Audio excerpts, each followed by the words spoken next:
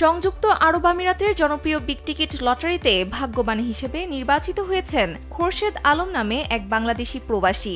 Big ticket ড্রতে 50,000 দিরহাম জিতেছেন তিনি, যা বাংলাদেশি অর্থে প্রায় 17 লাখ টাকার সমান। তবে আশ্চর্যের বিষয় হলো, লটারিতে একবার জেতাই যেখানে অনেকের কাছে স্বপ্নের মতো, সেখানে প্রথমবারের মতো টিকিট কেটেই খোরশেদ আলম জিতে গেলেন এই লটারি। গালফ নিউজ থেকে এ তথ্য জানা যায়। তাকে এই সুখবর জানাতে বিগ টিকিটের হোস্ট বোখরা ফোন করলে তিনি ফোন ধরেননি। তবে পরবর্তীতে জানতে পারেন লটারিতে বাজিমাত করেছেন। খোরশেদ আলম 4 বছর ধরে আমিরাতের শারজায় থাকেন, যেখানে পানি বিক্রয়কর্মী হিসেবে কাজ করেন তিনি।